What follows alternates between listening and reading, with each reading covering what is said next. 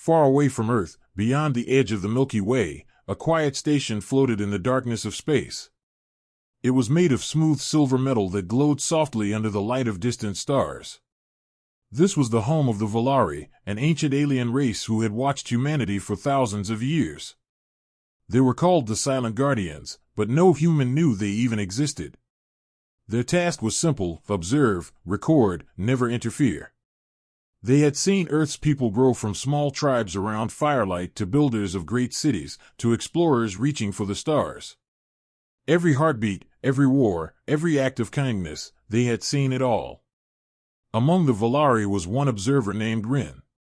He was younger than the others, curious and restless. While most of his kind watched Earth with calm detachment, Rin watched with wonder. He admired humans, their courage, their mistakes, their endless fight to survive. To him, they were not just a study, they were a mystery of life itself. Many times he asked his elders, "Why do we only watch them? Why can't we speak to them?" But the answer was always the same. Because they are not ready. Because our duty is only to observe. Yet deep in his mind, Rin was not satisfied with that answer. On one quiet rotation, as Rin monitored Earth's signal bands, something strange appeared on his screen. A pulse of energy, faint but precise, coming directly from Earth. At first, he thought it was a normal transmission. Human satellites always filled space with noise and radio chatter. But this was different. It was cleaner, stronger, more focused. It carried a pattern, a rhythm too perfect to be accidental. Rin leaned closer. His heart, though alien, beat faster. He ran the signal through translation programs, but nothing matched. Then suddenly, the message repeated, and his translator flickered. It formed simple coordinates. When Rin entered them, his eyes widened. The coordinates didn't point to Earth. They pointed directly to the Volari station. He froze. That was impossible. Humanity did not have the technology to detect the station, let alone send a message to it. The station was hidden behind cloaking fields and quantum mirrors, invisible to any known radar. Rin checked again. The result was the same. The message came from Earth, and it knew where they were. He called out to his commander, Varen, who entered with calm authority. Rin explained everything, showing the data on the screen. Varen's expression remained neutral, but his voice grew colder. "Erase this," he said. "It must be a trick or a system error." "But it's repeating, sir," Rin replied. "It's targeting us directly." The commander's eyes flicked across the data, and for the first time, a hint of unease crossed his face. "Seal all communications," he ordered. "No one outside this room must know." But it was too late.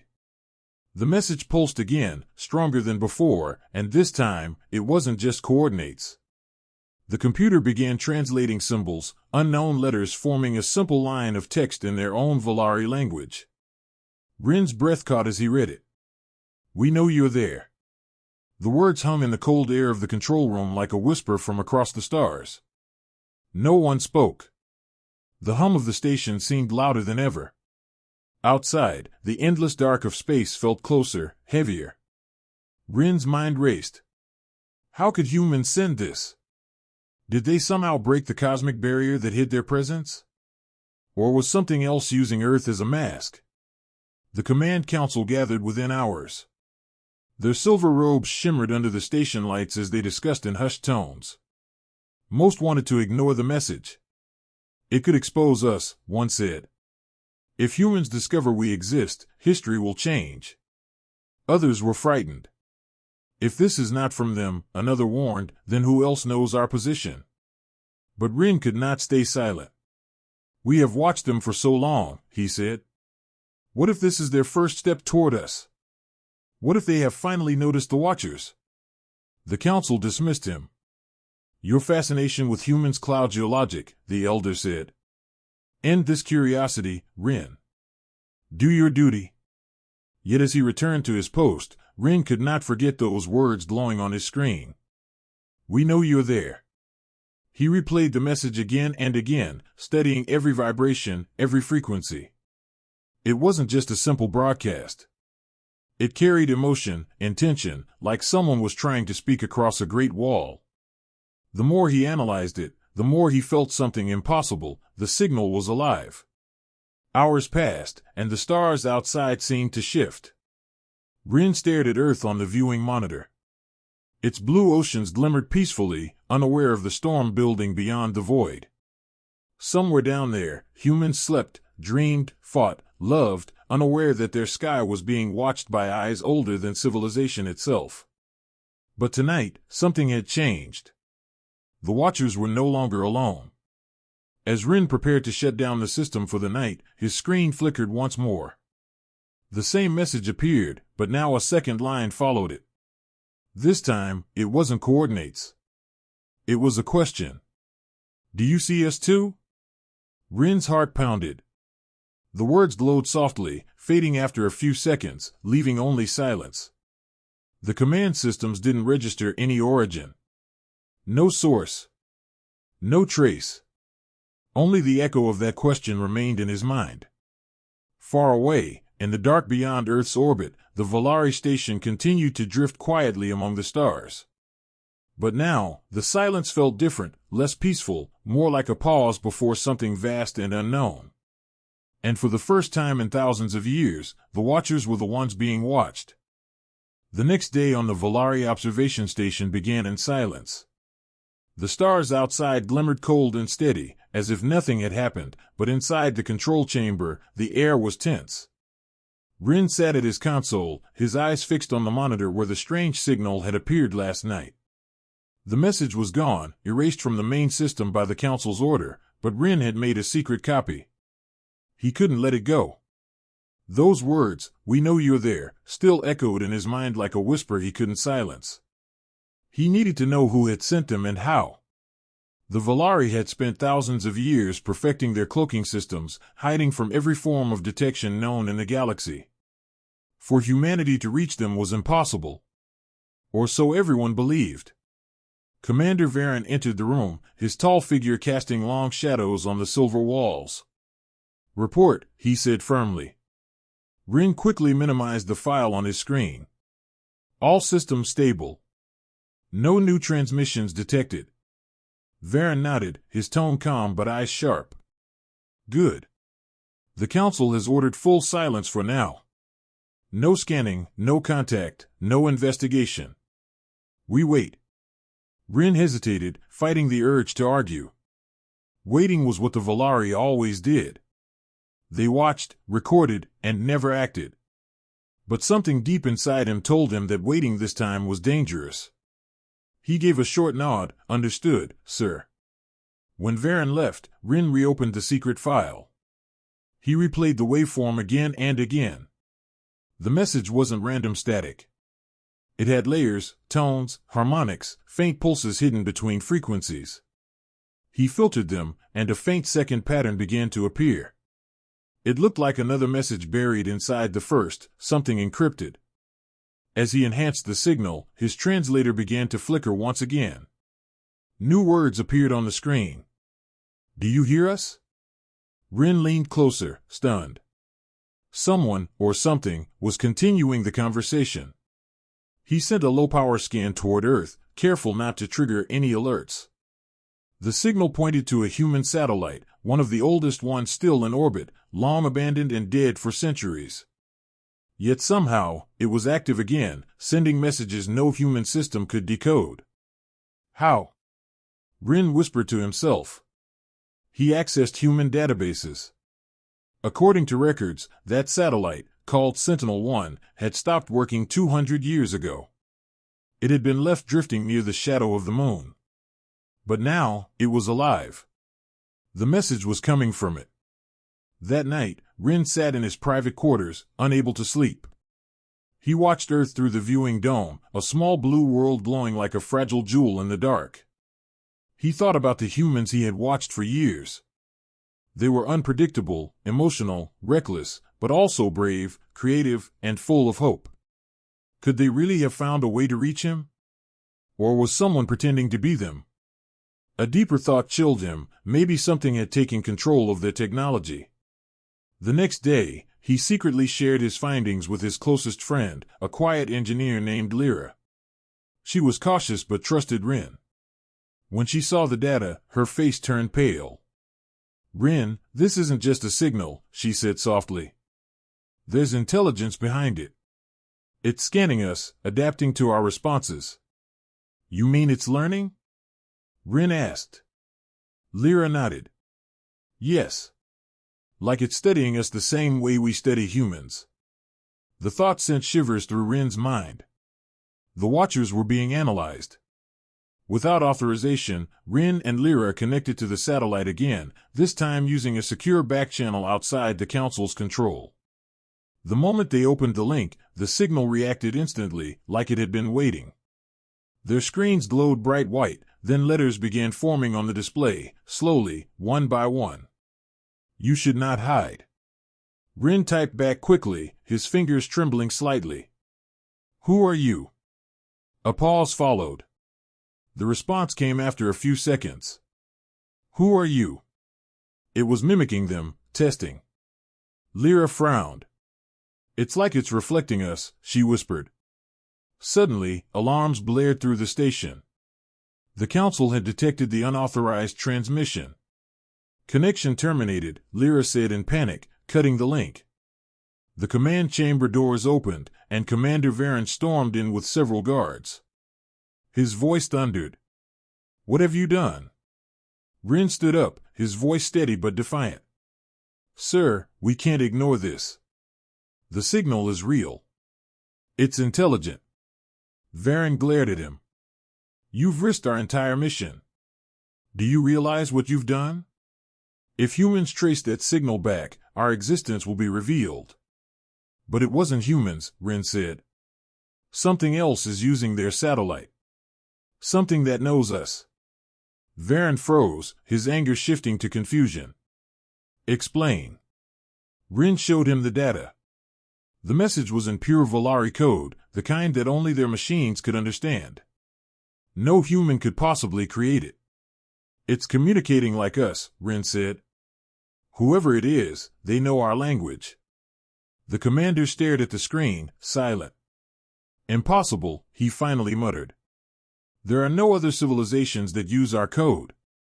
But the evidence was there, glowing on the monitor, undeniable. The Council gathered again.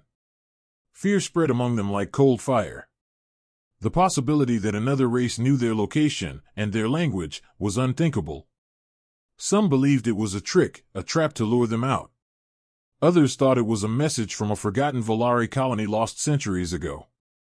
But Rin didn't believe either. He felt something deeper, something strange. He remembered how the signal seemed almost alive, how it responded to his thoughts, almost like it could sense emotion. Late that night, after the meeting ended, Rin sat alone in the observation deck. The stars stretched endlessly before him. He turned on a private receiver, tuning it back to the satellite's frequency one last time. Nothing at first. Only static. Then a faint voice came through, not mechanical, not alien, but human. The words were soft, distorted, but clear enough to understand. "You call yourselves guardians," it said. "But of what?" Rin froze, his heart pounding. The signal faded before he could respond, leaving him in complete silence. In that silence, one thought grew in his mind, cold and unstoppable. If humans were not sending the message, and no Volari could be responsible, then something else was out there, something watching both of them. And whatever it was, it had just made first contact. The following cycle began with chaos. The Volari Council had ordered a complete lockdown of all communication systems. No signals in, no signals out. The station's walls, normally calm and glowing, now pulsed red with warning lights. Every console was sealed behind layers of encryption. The Council wanted silence, absolute silence. But silence could not erase what had already happened. The signal had spoken, and now the Watchers could not unhear it. Rin sat at his console, staring at the blank screens, his thoughts echoing louder than the alarms that had faded hours ago. The human voice still haunted him. "You call yourselves guardians, but of what?" Those words had shaken him more deeply than he cared to admit. For the first time, Rin wondered if the humans, or whatever spoke through them, were right. The Volari had watched countless worlds rise and fall, always distant, always silent. But if they were truly guardians, then what were they guarding, and from whom? Commander Varen entered the chamber with a group of high officers. "The Council has decided," he said. "The observation mission is suspended until further notice. All data concerning Earth will be archived and sealed.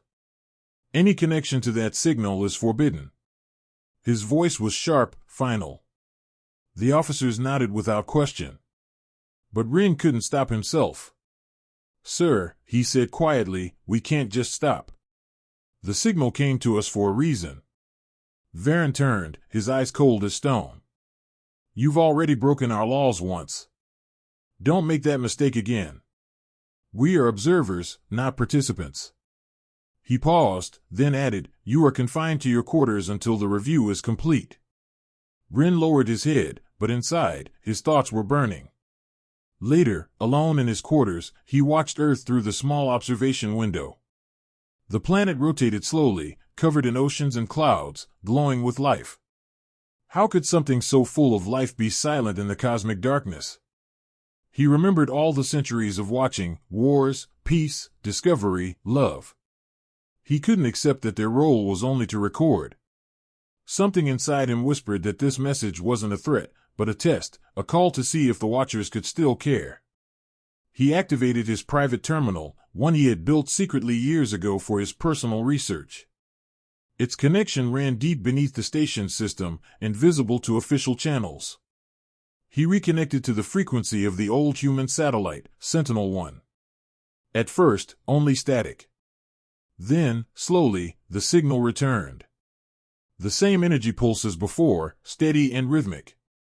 Rin leaned closer, whispering to the empty air, "Who are you?" For a long moment, nothing answered. Then his screen flashed, and a line of text appeared in the Volari language again, "You should not have stopped." Rin's pulse quickened. "Why are you contacting us?" he typed back. The reply came instantly. "Because you were never meant to just watch." Rin felt a strange pull in his mind, like the signal was reaching inside him, speaking directly to his thoughts. "Are you human?" he asked aloud. The reply came as a mix of symbols, both human and Volari, merged, fused together. "Humanity is learning. You taught them without knowing." Rin's breath caught. It didn't make sense. The Volari had never contacted humans directly, never interfered. Yet this signal was claiming that humanity's progress, their ideas, their courage, it all came from silent guidance. He remembered the Volari's oldest teaching, the seeds of awareness are planted by unseen hands. Could it be true? Suddenly, the lights dimmed. The entire station shook slightly. Rin's console flickered with red warnings, an incoming transmission, bypassing every firewall. The message wasn't coming from Sentinel-1 anymore. It was coming from inside the station. Lyra burst into his room, fear on her face. "Rin, something's wrong with the core systems. The signal, it's spreading." They ran together to the main control deck. Screens were flashing symbols rapidly, the same mixed language, flowing faster than any Volari program could handle. The other operators shouted, trying to regain control, but the systems refused all input. "It's rewriting our data," someone yelled. The commander arrived moments later. "Shut it down," he ordered. Lyra tried, but the main power wouldn't cut. The alien symbols converged into one phrase across every screen, "We are awake." Then, just as suddenly as it began, everything stopped. The lights returned to normal. The systems rebooted. The signal was gone. The entire station fell into stunned silence. "What just happened?" Varen asked slowly. Lyra spoke first, her voice shaky. "It wasn't an attack. It accessed our archives." Rin looked up. "What did it take?" She met his eyes. "Nothing." "It didn't take," it added. Everyone turned toward her in confusion. "Added what?" Varen demanded. Lyra pointed to the main monitor. A new file had appeared in the system, labeled in both Volari and human script, the observer's choice. Varen opened it cautiously. Inside was a single message, glowing softly. You cannot protect life by watching it die. The words were simple, but they carried the weight of truth. For a long moment, no one spoke. Even Varen, normally firm and emotionless, stared at the screen in silence. Finally, he said, "Erase it." But his voice lacked conviction. Rin stepped forward. "No. We need to understand who sent this. They know about us, about humans, about everything." That night, the station remained quiet, but the silence was no longer peaceful. Rin sat alone again, replaying the message over and over. The voice, the code, the strange energy, it all pointed to something greater. Maybe this was the moment the Volari had always feared, the day the Watchers would be seen. Or maybe it was the moment they were always waiting for, the day their purpose would finally be tested. As he looked toward Earth one last time before the cycle ended, a new light appeared near the planet's orbit. Small, almost invisible, but moving fast. Rin zoomed in, and his blood ran cold. The abandoned Sentinel-1 satellite was gone from its orbit. In its place, something new was rising, a metallic structure growing in the shadows of the moon. Its surface shimmered like liquid metal, shifting and pulsing with faint blue light. And deep within the static of his console, Rin heard a faint voice once again. "You have seen us. Now we see you." The Volari station floated in uneasy silence. Days had passed since the strange event, but no one could forget what they had seen. The mysterious signal had invaded their systems, left a message that none could explain, and vanished without a trace. Yet the sense of being watched never went away. The crew avoided the viewing decks now. Even the stars felt different, colder, sharper, as if unseen eyes were studying them from every direction. Rin, however, could not stay away. Every free moment, he found himself back at the console, scanning the area near the moon where the new structure had appeared. It was still there, a shape of changing light and metal, half hidden in darkness. It looked alive, breathing slowly with a rhythm that matched no known machine. Commander Varen had ordered all scans to stop, but Rin disobeyed. He had to know what it was. Lyra joined him one quiet rotation, her voice barely above a whisper. "You've been here for hours." Rin nodded without looking up. "It's growing," he said. "Every scan shows a different shape, like it's rebuilding itself." She frowned. "You think it's a ship?" Rin hesitated. "I don't know. But whatever it is, it's using human frequencies to hide. It's blending with their satellite network." Lyra stared at the data and shook her head. "That's impossible. Humans don't have that level of control." Rin gave a tired smile. "They didn't. Someone's helping them, or using them." The next moment, the lights flickered, and their monitors glowed with a sudden flash of white. Another signal was coming through, stronger than before. The same rhythmic pulse, steady and deliberate. Lyra gasped. "It's back." Rin quickly stabilized the frequency. "Record everything," he said. The signal was forming patterns again, rows of numbers, coordinates, and strange symbols mixed with human language. Rin recognized the pattern now. It wasn't just data, it was a prediction. He decrypted the first line, and his blood ran cold. It said, "Earthquake, Pacific Sector, in 4 hours." Lyra's eyes widened. "That's impossible to predict." Rin didn't answer. He checked the next lines. "Flood, South Asia, 6 days. War declaration, Eastern region, 8 days." The final line made him freeze. "Human extinction, 6 days." For a long moment, they just stared at the screen, unable to breathe. Then Rin said quietly, "We have to tell the council." They rushed to the command chamber, data files in hand. The council members listened in disbelief as Rin explained the new signal, the predictions, the timeline. Some dismissed it as a trick, others as a coincidence. But Varen looked uneasy. Show us proof, he demanded. Rin played the recorded signal, the voice layered under static, soft but clear. The pattern repeats every 12 hours, Rin said. Each one adds new events. It knows what's coming. Varen frowned deeply. You're suggesting this thing can see the future? Rin nodded slowly. Or maybe it's making it happen. Before they could argue further, a communication alert interrupted them. A news broadcast from Earth, captured through open frequency, echoed in the chamber. The anchor's voice was frantic. Breaking news, massive earthquake reported in the Pacific region. Early estimates show the feed cut off. The room fell silent. Every Volari stared at the screen, the words Rin had shown them still glowing faintly.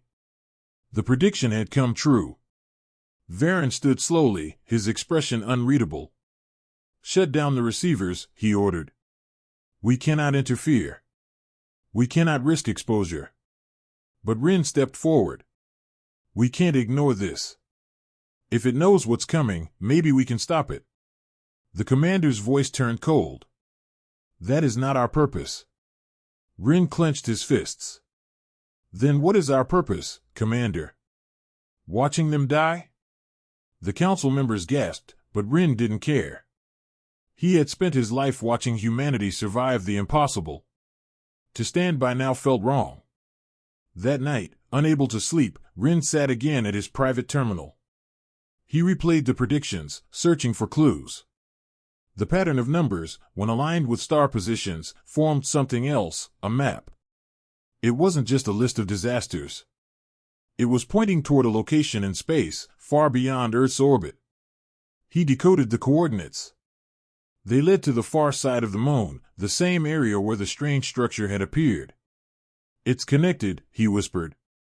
The structure and the signal, they're the same. Lyra joined him silently, watching the data unfold. If these predictions continue, humanity will destroy itself before the sixth day, she said softly. Rin shook his head. No. Someone wants that to happen. She looked at him.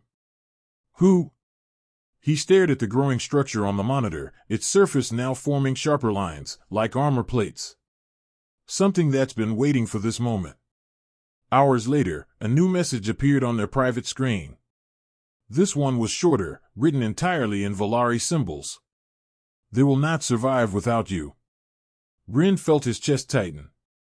It wasn't just watching, it was calling him to act. The message pulsed once, then disappeared, replaced by a faint hum from the ship's systems. He felt a vibration beneath his hands, as if the entire station had shivered in response.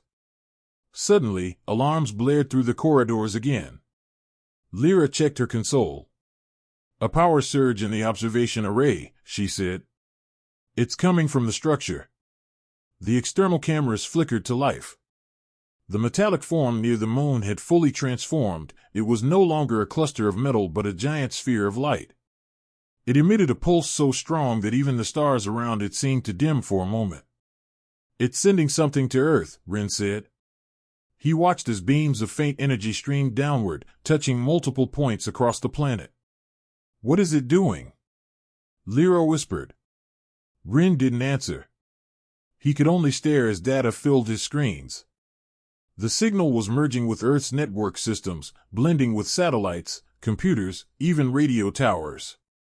The same symbols began to appear across human transmissions, codes they couldn't read, but that matched Volari script.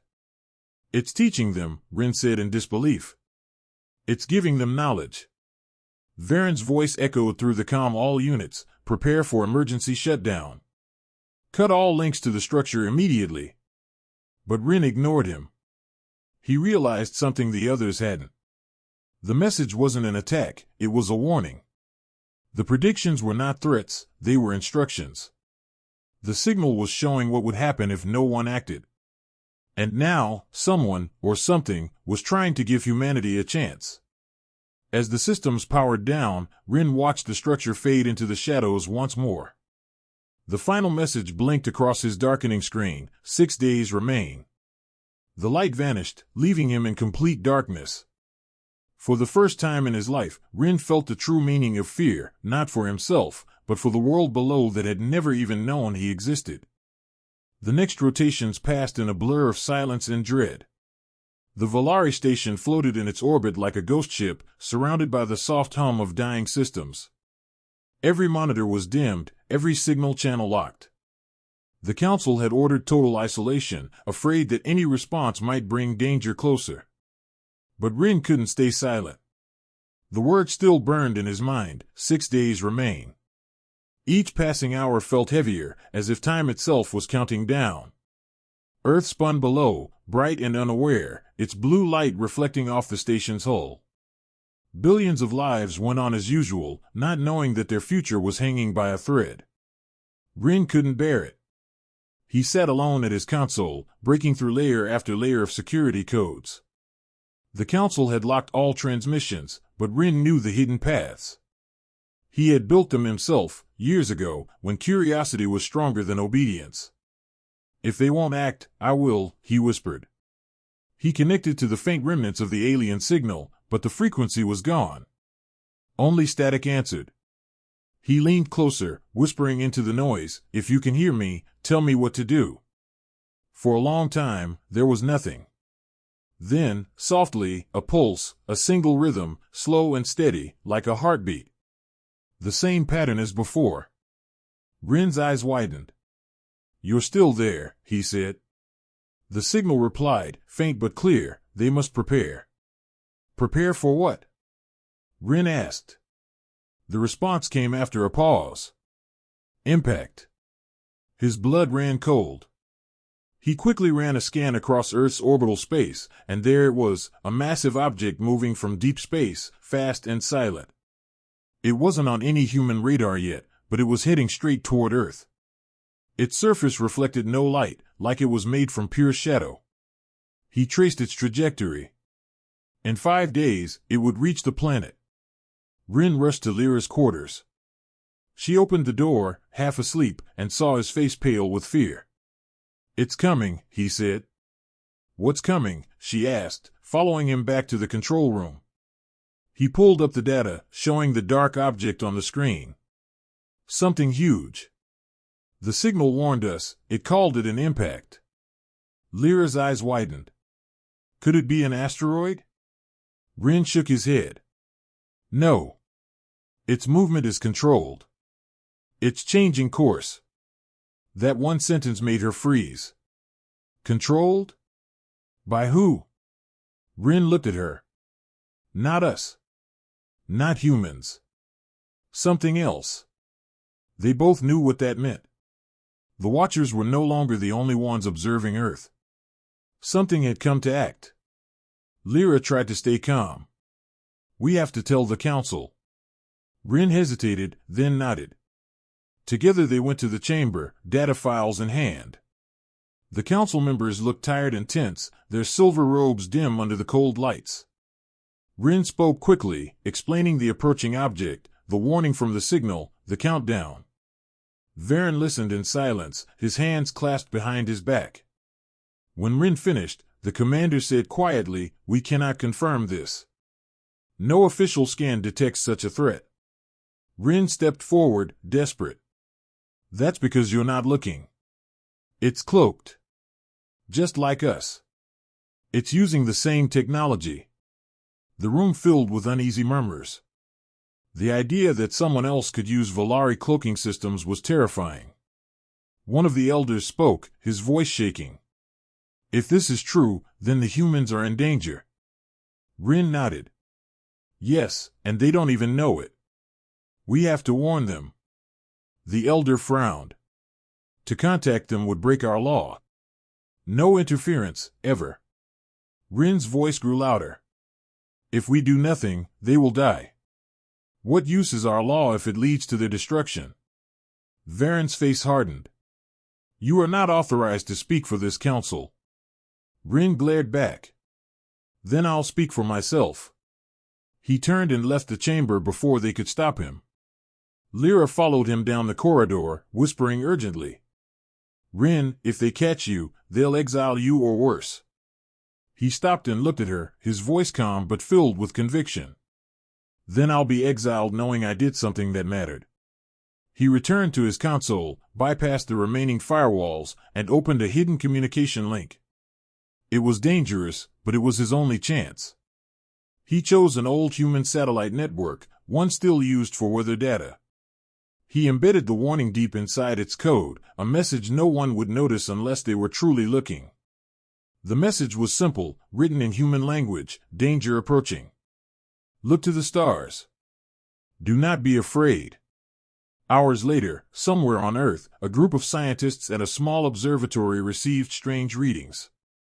One of them, a young woman named Dr. Maya Ren, noticed a sudden distortion in the satellite data. The message appeared for only a second before vanishing, but she caught it. Look to the stars. She showed it to her team. It's coming from space, she said. But not from any of our systems.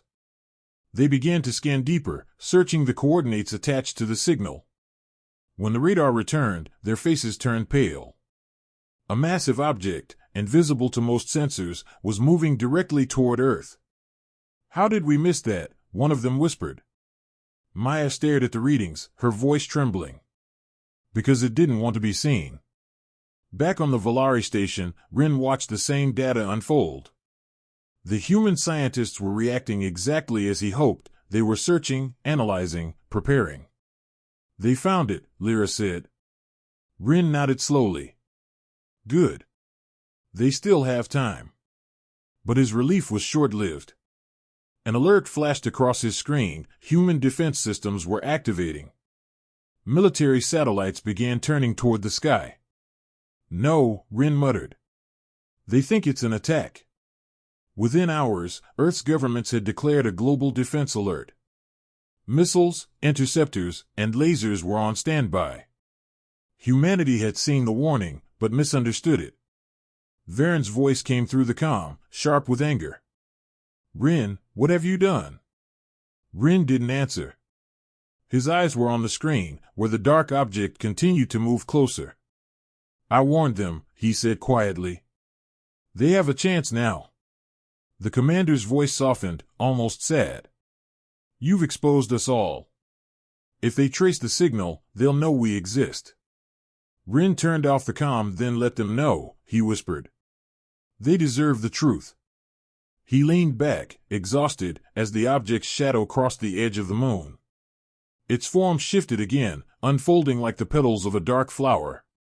Beneath its surface, faint red lights began to glow.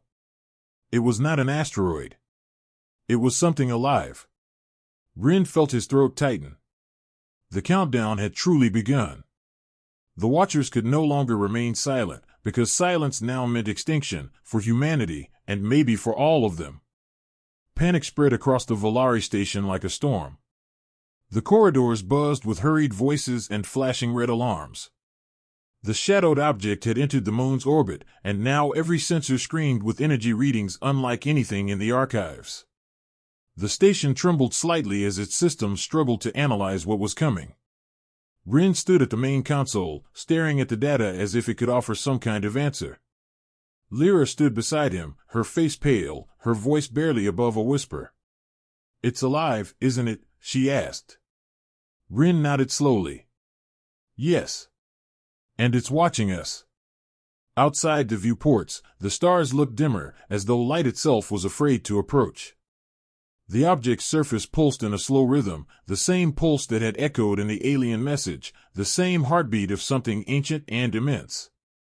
It wasn't just an invader, it was something that had been waiting. Down on Earth, humanity was preparing for war. Cities buzzed with fear and hope, scientists worked without rest, and military command centers filled with noise. Dr. Maya Ren watched the skies from her observatory, her heart pounding as she analyzed the incoming object. Every scan failed to reveal its true form. It seemed to twist and shift each time they tried to capture an image. It's adapting, she muttered. Like it knows we're watching. Her assistant looked nervous. Are we sure it's hostile? Maya hesitated. We're not sure of anything. But whatever it is, it's intelligent. Then one of the global defense satellites caught a direct energy reading. The object had released a beam of light, not toward Earth, but into space. A signal. Maya's eyes widened. It's not attacking us. It's communicating. On the Valari station, the council gathered in emergency session. Commander Varen's voice was calm but tense. The humans are preparing weapons. The object's energy field is spreading. If it continues, it could disrupt the planet's atmosphere. One of the elders turned to Rin. This is your doing. You warned them. You interfered. Rin clenched his fists. I saved them. If I hadn't warned them, they would be defenseless. The elder shook his head. You may have started something we cannot stop. The debate grew heated, but Lyra interrupted. Enough. We don't have time for blame. We need to know what that thing is. The room fell silent. Everyone looked to the holographic display, where the object's shape was finally stabilizing. It looked like a massive black seed, covered in veins of red light. It was beautiful and terrifying. Rin stepped closer to the screen. It's not an attack ship, he said quietly. It's a beacon. The others stared at him. A beacon for what? Varen asked. Rin hesitated, his voice low. For something much bigger. As if to prove him right, a tremor ran through space. Behind the first object, the sensors detected movement, multiple smaller signals emerging from the dark. They were spreading like a swarm, heading straight toward Earth. We're out of time, Varen said grimly. Activate the defense field. Prepare the pulse array. The station's lights dimmed as power was rerouted to weapons that had never been used in centuries. The Valari had sworn never to interfere, but the oath was breaking under the weight of survival. Lyra looked at Rin, fear in her eyes. If they reach Earth, millions will die. Rin nodded. That's why we can't let them. He tapped a command, bringing up the ancient defense systems buried within the station's core. The Valari were once warriors before they became watchers, and traces of that past still slept beneath the metal floors. As the systems came online, the station's hum deepened into a roar. Outside, arcs of blue light began to form around its structure, creating a barrier of shimmering energy. The pulse array is ready, said Lyra. But if we use it, it will expose our location to everyone. Rin didn't hesitate. Then let them see us. Meanwhile, on Earth, Maya and her team noticed something strange on their monitors. A new signal was appearing, high above the atmosphere. What is that? Her assistant asked. Maya's eyes widened. It's coming from orbit. From somewhere near the moon. She watched as a massive blue glow filled the telescope's feed. It's beautiful, she whispered. Then realization struck her.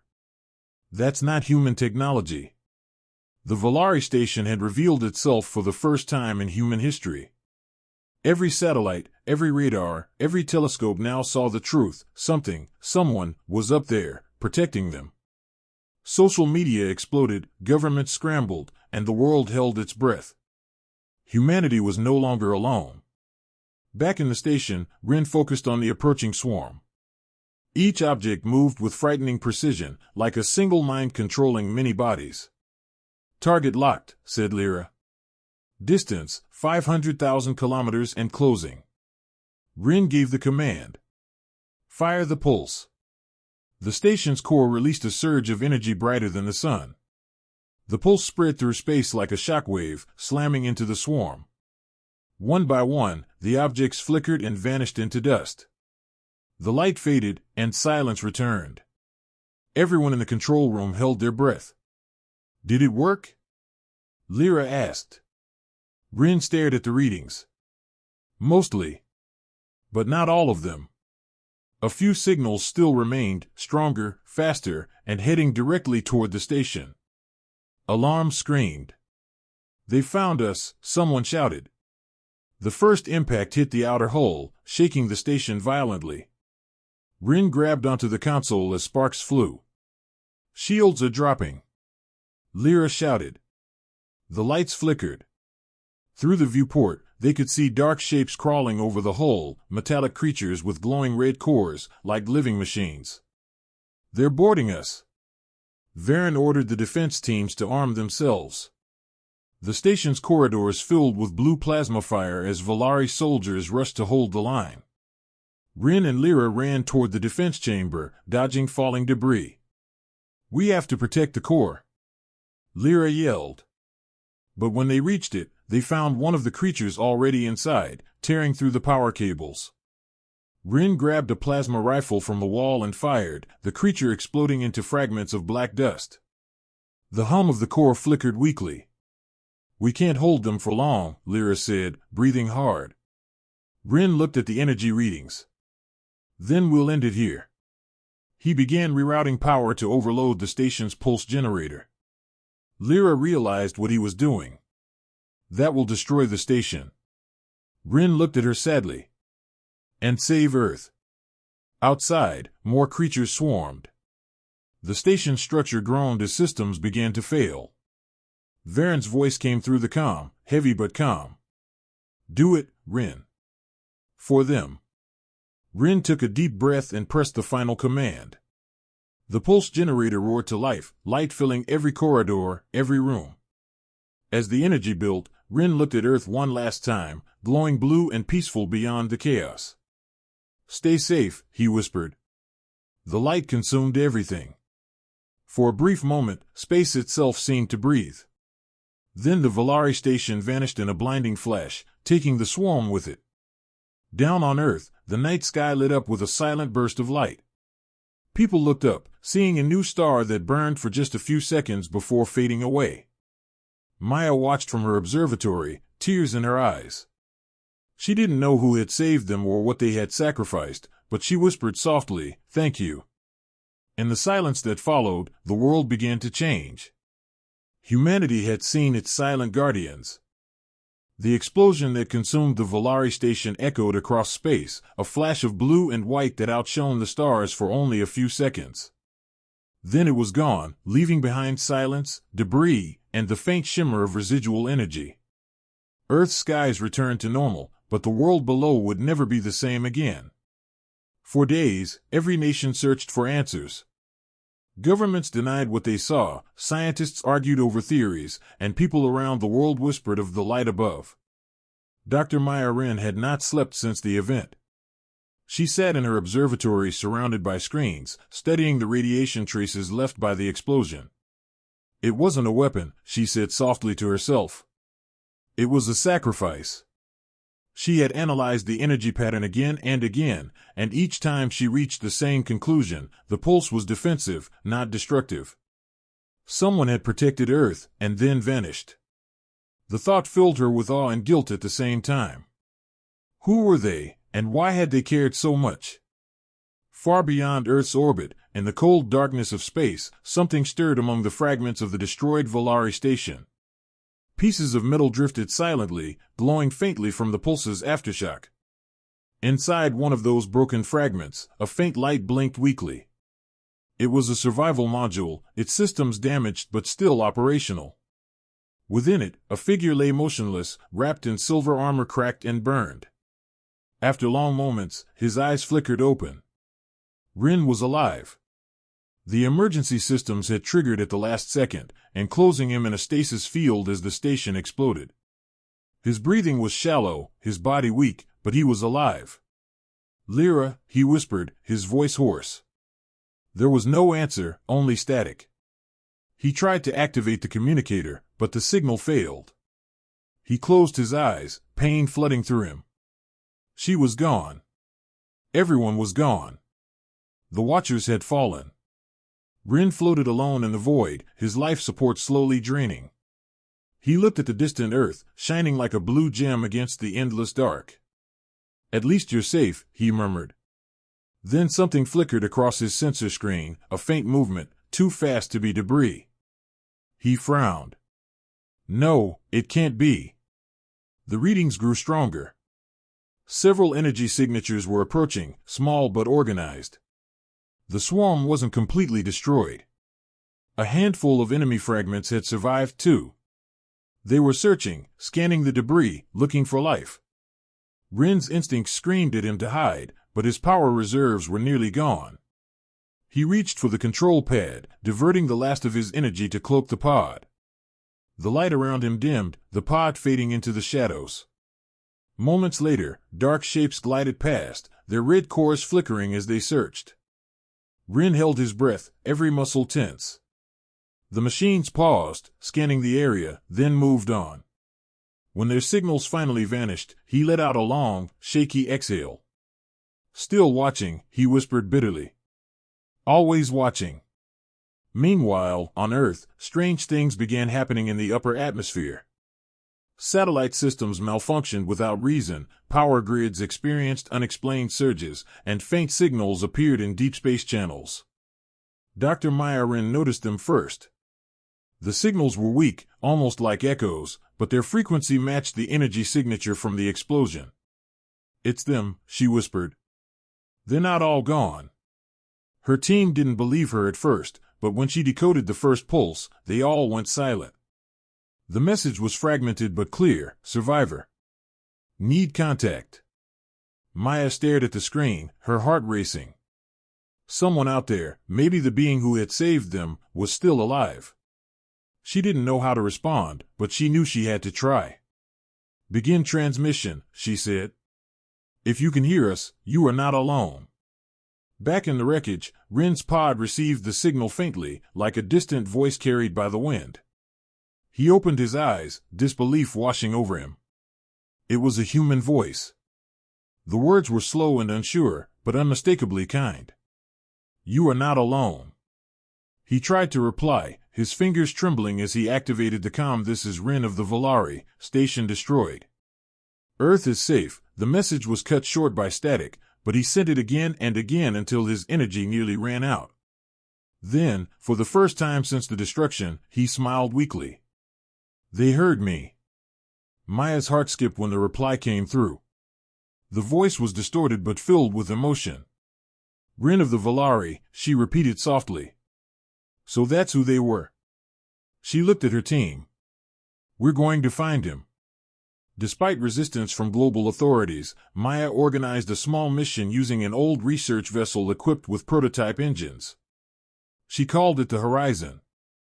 It was humanity's first step into deep space beyond the moon.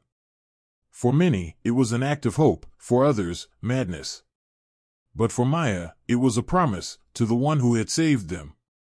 Days later, the Horizon launched quietly into space, its engines cutting through the dark. As it reached the debris field, the crew scanned for any trace of life. The readings were faint but constant, guiding them like a heartbeat. He's close, Maya said, her voice steady despite the tension. Suddenly, the radar lit up.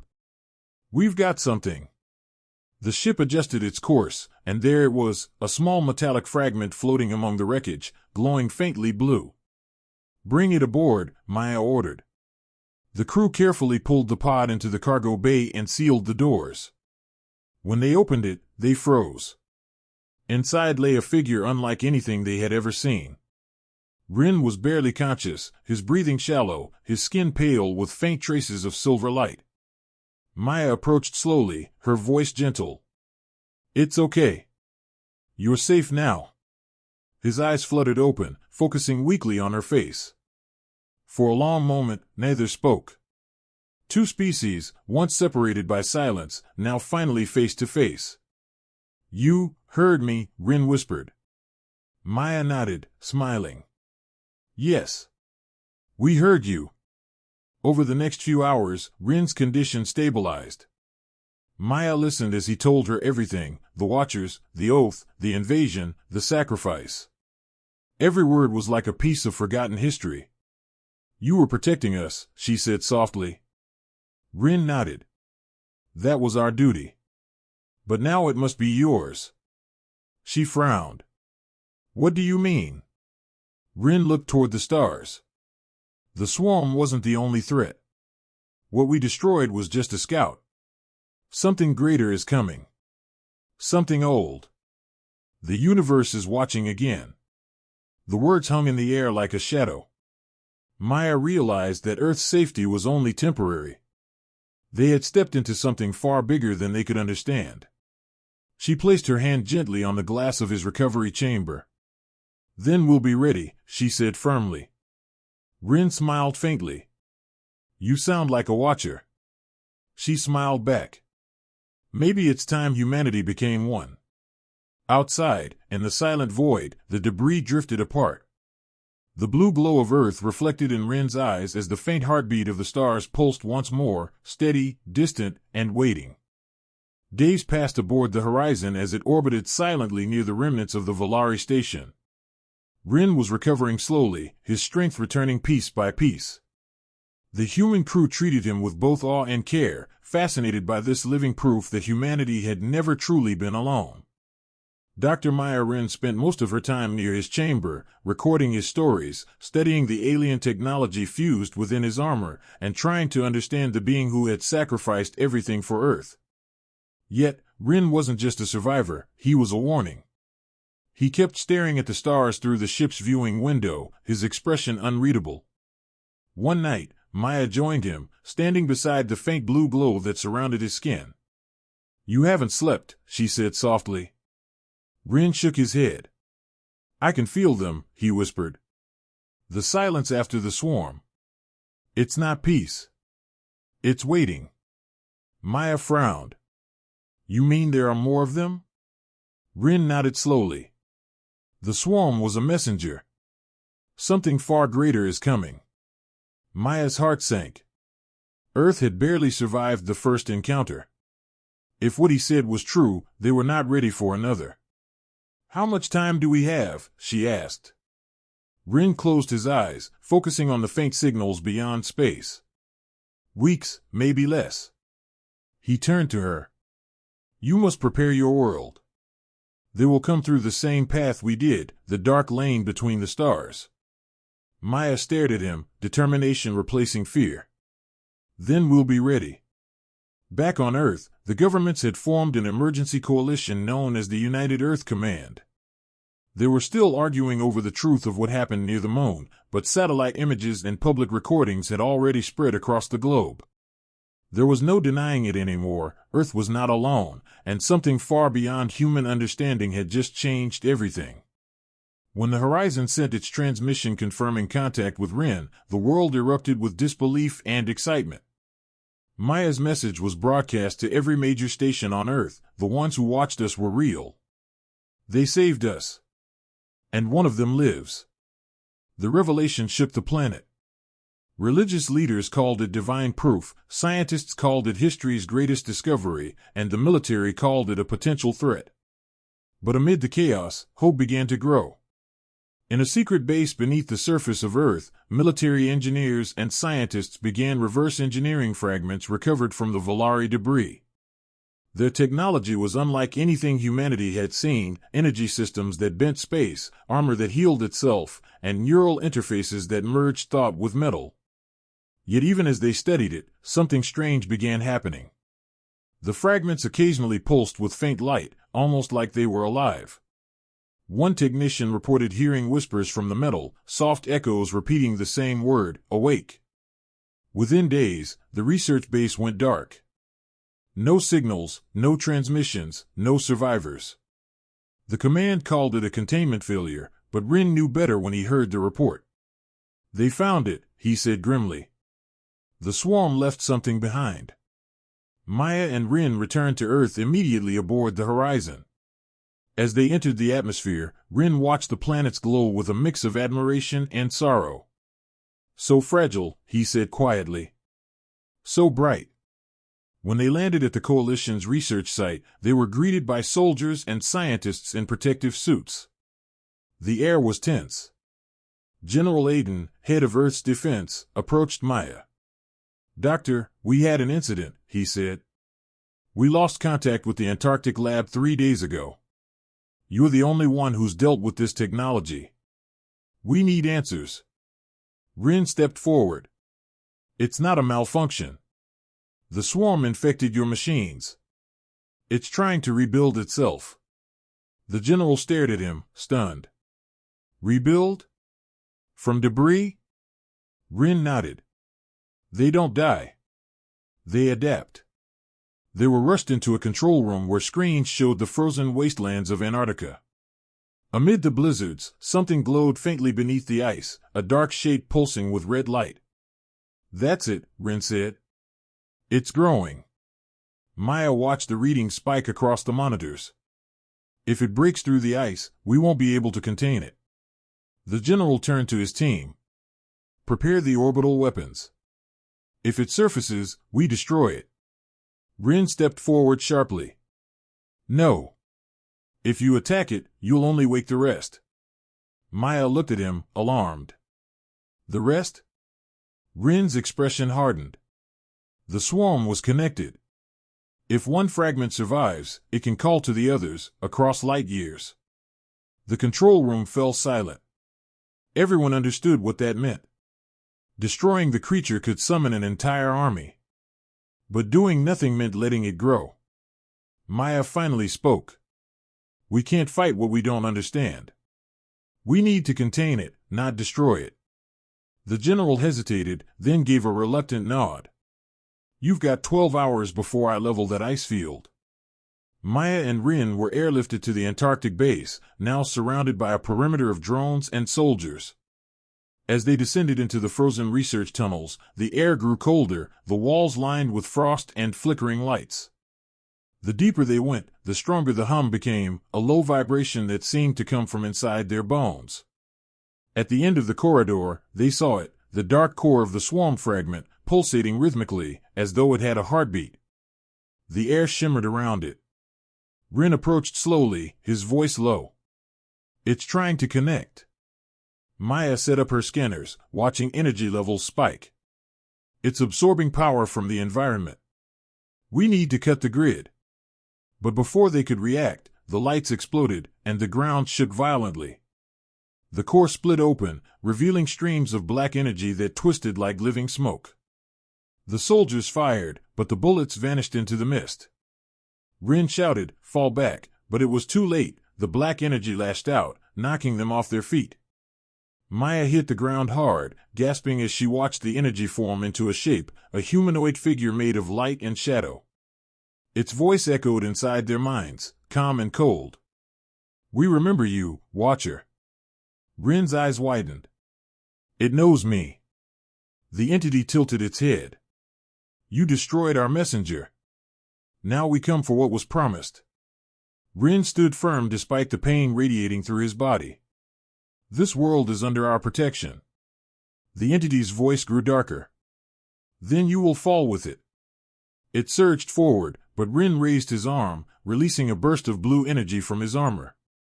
The collision lit up the chamber like lightning. Maya shielded her eyes as the two forces clashed, the sound like thunder trapped underground. When the light faded, the entity was gone, but so was the core. "It's escaped," Rin said weakly. "It's calling them." Maya looked at him in horror. "Calling who?" He met her gaze, his expression grim. "The true swarm. The architects of the void." The hum in the air deepened, vibrating through the ice. Far above, satellites detected new signals approaching from deep space, hundreds of them, moving fast. The countdown had begun again. Humanity had survived the first warning. But now, the real storm was coming. The world trembled under the shadow of the coming storm. In the weeks that followed the Antarctic incident, chaos rippled across every corner of Earth. Governments declared states of emergency, scientists worked without rest, and satellites filled the sky, watching for what everyone feared, the return of the swarm. The faint signals grew stronger each day, spreading across the upper atmosphere like invisible thunder. Humanity knew something vast was approaching. Yet beneath the fear, a strange sense of unity began to rise. For the first time in history, the nations of Earth stood together, driven not by politics but by survival. Dr. Maya Rin became the voice of reason among the noise, her discovery of Rin changing everything. On every news channel, her message echoed, "The Watchers saved us once. Now we must become them." Her words sparked a global effort. Defense networks, research teams, and orbital fleets were joined under one command, the Guardian Initiative. Humanity would no longer hide behind fear. They would stand and fight. Rin stood at the center of this storm, watching Earth's transformation from the command deck of the newly built orbital base Aegis-1. It was constructed using fragments of Volari technology salvaged from the wreckage, smooth, silver walls that pulsed with faint light, engines that bent gravity, and energy fields capable of resisting anything short of a supernova. To humans, it was the most advanced structure ever built. To Rin, it was only the beginning. "You've done well," he said quietly to Maya as she joined him. She smiled faintly. "You gave us the blueprint. We just built the dream." Rin looked out at the horizon, where hundreds of human ships formed a protective ring around Earth. "They're learning faster than I expected," he said. "But speed won't be enough. The architects won't stop. They don't conquer for resources, they consume memory, history, and life. Every world they touch becomes silence." Maya's expression hardened. "Then they'll find Earth isn't silent." In the cold darkness beyond Mars, the first signals appeared, massive distortions in space, like ripples in a black ocean. Satellite feeds went dark one by one as the void itself began to shimmer. Then, out of the distortion, the swarm arrived. Hundreds of vessels, shaped like jagged shards of shadow, poured into the solar system. Their movement was unnatural, more like thought than motion. Each one pulsed with red light, the same sickening rhythm Rin had seen before. On Aegis-1, alarms blared. "Contact confirmed," a technician shouted. "Multiple signatures inbound, distance 8 million kilometers and closing fast." Maya turned to Rin.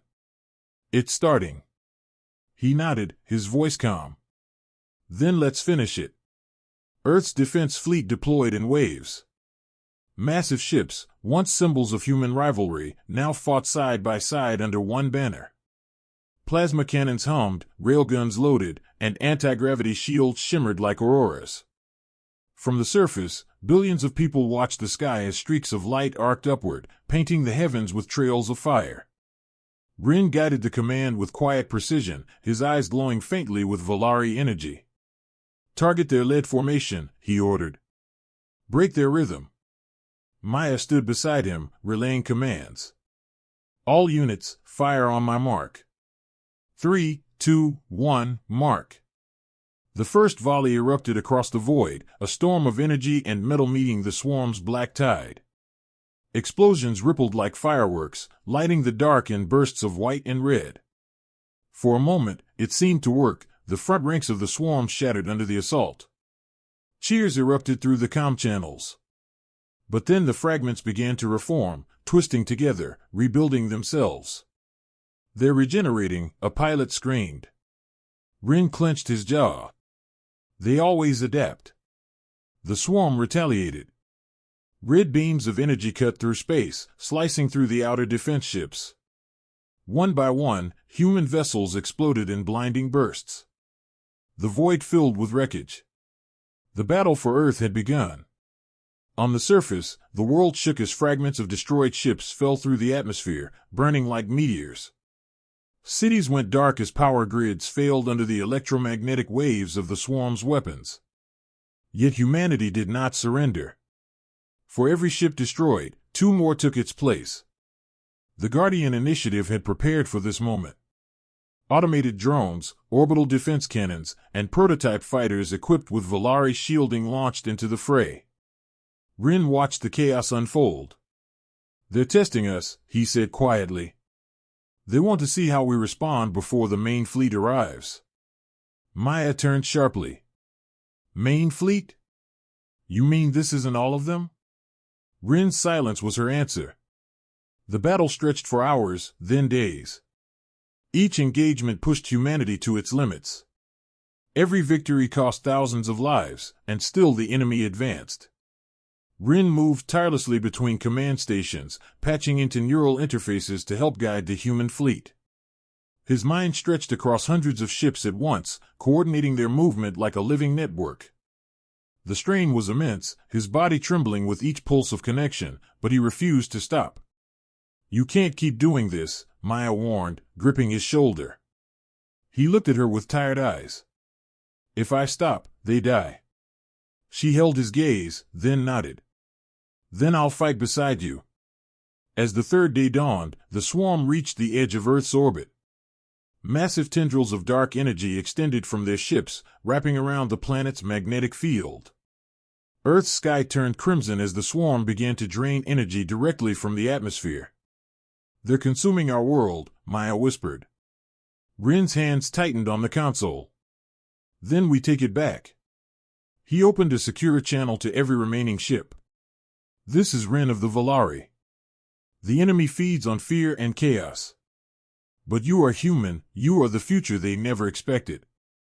You are the noise that defies their silence. Fight, and let the stars remember your names. The fleet surged forward with renewed fury.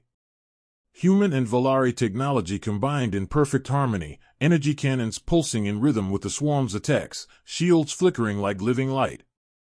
Maya piloted one of the lead command ships herself, guiding squadrons through impossible maneuvers. Rin's mind echoed through every comm line, coordinating every strike. For a moment, humanity fought like gods. The swarm faltered, its rhythm breaking, its formations collapsing. Then, something vast moved in the distance. The darkness behind the swarm began to twist and open, revealing a structure the size of a moon, a colossal black sphere covered in crimson lines. Rin's breath caught. The architect, he said. It's here. The sphere pulsed once, and the entire swarm stopped. All at once, their lights synchronized, turning toward Earth in perfect unison. A low hum filled the void, resonating even through the ships. Maya covered her ears as her instruments flickered wildly. What's it doing? Rin's expression was grim. It's speaking.